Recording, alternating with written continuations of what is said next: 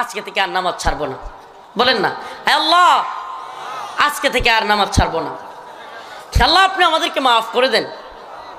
আল্লাহ পাক বলেন ক্বাদ আফলাহাল মুমিনুন, ওই মুমিন সফল। মুমিন সফল কিন্তু কারা? আল্লাযীনা হুম ফি সলাতিহিম খাশিউন, যারা খুশু খুজুর সাথে, বিনয়ের সাথে। রাইসুল মুফাসসিরিন আব্দুল্লাহ ইবনে আব্বাস রাদিয়াল্লাহু আনহু বলেন, খুশু খুজুর সাথে নামাজ হইল আল্লাহকে রাজি খুশি করবার জন্য, একমাত্র আল্লাহকেই রাজি খুশি করবার জন্য, বিনয়ের সাথে একাগ্র চিত্তে আল্লাহকে ভয় করে যেই নামাজ আদায় করা হয় সেটা হলো খুশু খুজু।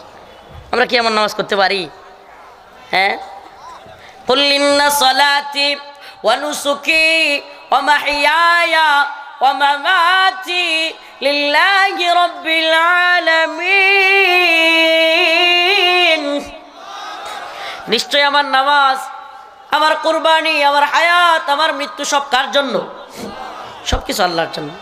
অতএব আল্লাহর সামনে দাঁড়াইতে হবে খুশু খুজুওয়ালা নামাজের জন্য, আল্লাহর সামনে দাঁড়াইতে হবে ভয় নিয়া, একমাত্র আল্লাহর রাজি খুশি করবার জন্য। এরপরে আল্লাযীনা হুম ফি সলাতিহিম খাশিউন ওয়াল্লাযীনা হুম আনিল লাগবি মুরিদুন। সফল মুমিনের আরেকটা সিফাত কি? আল্লাহ বলেন ফাহেশা কাজ সফল মুমিনরা জড়ায় না। বিদআত, শিরিক, কুফর এই সমস্ত কাজে সফল মুমিনরা কি করে না? জড়ায় না। এই শবে বরাতের রাতে পার্টি দেওয়ার নামে, আনন্দের নামে নেশা করে না সফল মুমিনরা। ওয়াল্লাযীনা হুম লিয-যাকাতি ফাইলুন, সফল মুমিন তো তারা যারা যাকাত আদায় করে। ওয়াল্লাযীনা হুম লিফুরুজিহিম হাফিজুন, সফল মুমিন তো তারা যারা লজ্জাস্থানকে হেফাজত করে। কারা? যারা লজ্জাস্থানকে কি করে? নাকি বেহায়া দিবস, বিশ্ব বেহায়া দিবসে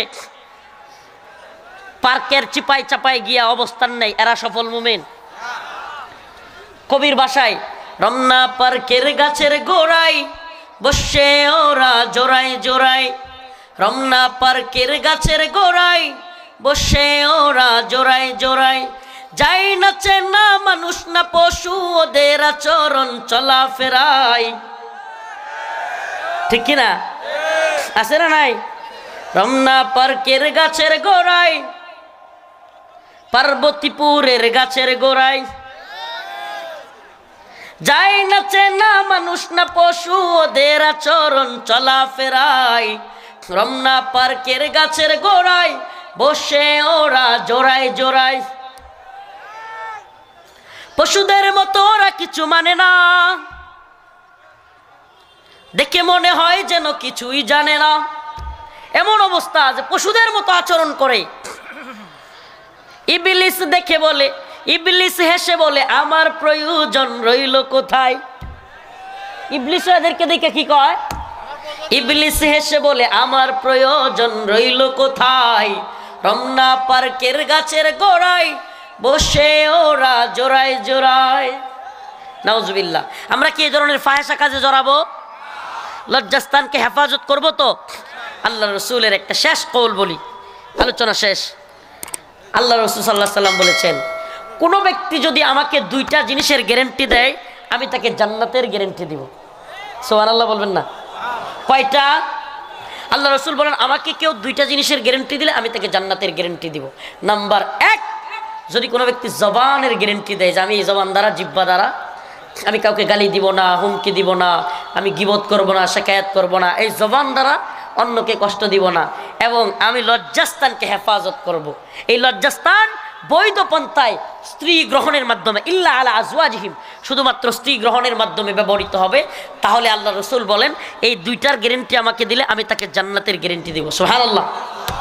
অতএব আমি বাবা মাদেরকে বলবো, আজকের এই লাইলাতুন নিসফি মিন শাবানে, আজকের এই বিশ্ব বেহায়া দিবসে আমি আপনাদেরকে বলবো, বাবা মাকে বলবো, যুবক যুবতী আমাদের ভাই বোনদেরকে বিয়ের বয়স হওয়ার সাথে সাথে বিয়ে দিয়ে দেন। এটা একটা বাবা মার উপরে হক। এতক্ষণ ঠিক কয় না, এখন ঠিকই চিল্লায় ঠিক কয়, কমন পড়ছে, এখন কমন পড়ছে। এই বেহায়া দিবস আমাদের জন্য না, আমরা বিয়ে করব। আমরা কি করব? বিয়ে করব। বিয়ের মাধ্যমে আল্লাহ পাক যে চাহিদা দিয়েছেন, শাহওয়াত দিয়েছেন, তা পূরণ করব বৈধ পন্থায়। যে তার স্ত্রীকে সময় দিল, আল্লাহ পাক ফেরেশতাকে বলেন, ফেরেশতা যতক্ষণ তার স্ত্রীকে সময় দিল তার আমল নামায় সওয়াব লিখতে থাকো। সুবহানাল্লাহ। আর অবৈধ পন্থায় গার্লফ্রেন্ডের সময় দিল, কবিরা গুনাহ লিখতে থাকো। অতএব আমরা কি কবিরা গুনাহ করব নাকি বৈধ পন্থায় স্ত্রী গ্রহণ করে সওয়াবের কাজ করব? এই মাদ্রাসার কাজ চলতেছে, সবাই এই বসবেন, উঠবেন না, বসেন।